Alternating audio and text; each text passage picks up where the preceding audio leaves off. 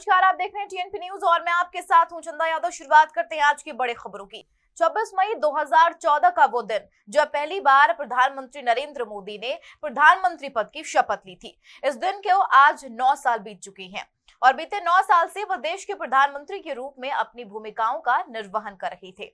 प्रधानमंत्री की हैसियत से कई देशों के साथ कूटनीति, व्यापार और रक्षा संबंधों को बढ़ाने के लिए उनके देश पहुंचे पीएम को बीते सालों में कई देशों ने अपने सर्वोच्च सम्मान से भी सम्मानित किया है। प्रधानमंत्री नरेंद्र मोदी ने सियोल शांति पुरस्कार हासिल किया है, जिसे Seoul peace prize cultural foundation की तरफ से उन व्यक्तियों को द्विवार्षिक रूप से सम्मानित किया जाता है जिन्होंने मानव जाति के सद्भाव, राष्ट्रों के बीच सुलह और विश्व शांति में योगदान के माध्यम से अपनी पहचान बनाई है। नए संसद भवन का प्रधानमंत्री के हाथों उद्घाटन कराए जाने का विरोध कर रही विपक्ष पर केंद्रीय गृह मंत्री अमित शाह ने हमला बोला है। अमित शाह ने कहा है कि संसद भवन के उद्घाटन का बहिष्कार कर कांग्रेस पार्टी ओछी राजनीति कर रही है। अमित शाह ने कहा, पूरी जनता का आशीर्वाद मोदी के साथ है। उन्होंने छत्तीसगढ़ का जिक्र करते हुए कांग्रेस नेता सोनिया गांधी को भी इस मामले में लपेटा है।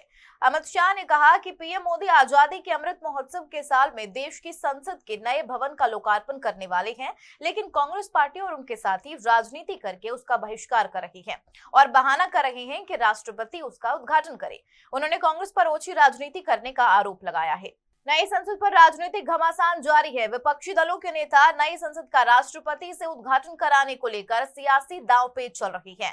उधर यह मामला देश की सबसे बड़ी अदालत में पहुंच गया है। नए संसद भवन का उद्घाटन राष्ट्रपति से करवाने की मांग सुप्रीम कोर्ट तक पहुंच चुकी है। इस पर आज सुनवाई कोर्ट में होगी। याचिका पर जस्टिस जेके माहेश्वरी और पीएस नरसिम्हा की अवकाशकालीन बेंच सुनवाई करेगी। याचिका सीआर जयासुकी नाम के वकील ने दाखिल की है। जब से नए संसद भवन के उद्घाटन की तारीख सामने आई है, तभी से कई विरोधी दल पीएम मोदी से इसके उद्घाटन का सवाल उठा रही है और इसी वजह से चलते इनॉग्रेशन में नहीं जाने का फैसला भी किया है। कम से कम 21 पार्टी ऐसी है जिन्होंने नई संसद के उद्घाटन समारोह से दूरी बनाने का फैसला किया है। कांग्रेस नेता राहुल गांधी के नए पासपोर्ट बनवाने के लिए अनापत्ति प्रमाण पत्र की मांग को लेकर 26 मई यानी कि आज राउज एवेन्यू कोर्ट में सुनवाई होनी है। इस मामले में शिकायतकर्ता सुब्रमण्यम स्वामी को कोर्ट की तरफ से जवाब दाखिल करने को कहा गया है। स्वामी ने राहुल गांधी को एनओसी जारी करने का विरोध किया है। उन्होंने कहा है कि राहुल बार बार विदेश जाते हैं और उनके बाहर जाने से उनके खिलाफ चल रहे मामलों की जांच पर असर पड़ सकता है। हालांकि कोर्ट ने साफ किया है कि यह उनका मौलिक अधिकार है, लेकिन स्वामी को अपना जवाब दाखिल करने का वक्त दिया गया है। कांग्रेस हाईकमान ने दिल्ली में राजस्थान के पदाधिकारियों के साथ महत्वपूर्ण बैठक बुलाई है। इस बैठक का मुद्दा भले ही आने वाले चुनाव है, लेकिन पार्टी के पूर्व प्रदेश अध्यक्ष व पूर्व डिप्टी सीएम सचिन पायलट इसके केंद्र में रहने वाली हैं।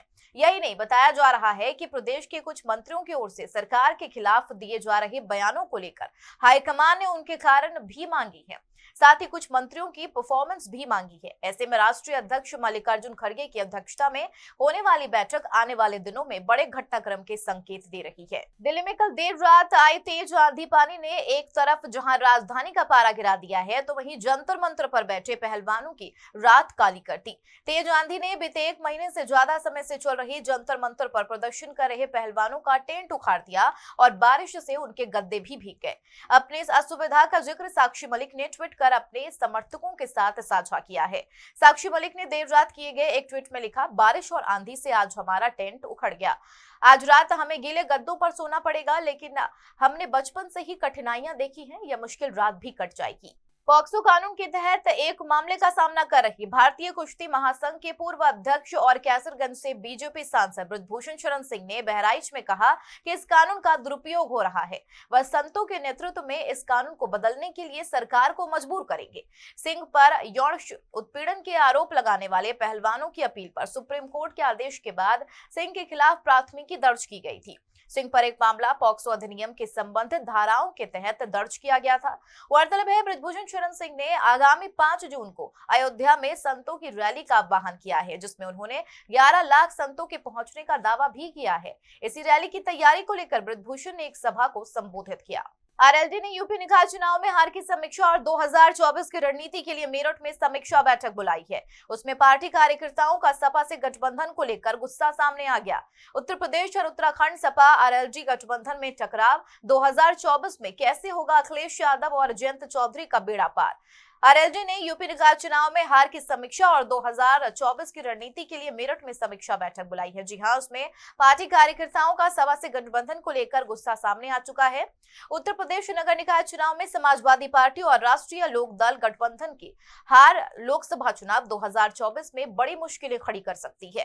सपा अध्यक्ष अखिलेश यादव और आरएलडी प्रमुख जयंत चौधरी के सिपाही अब खुलकर एक दूसरे को हार के लिए जिम्मेदार ठहरा रहे हैं।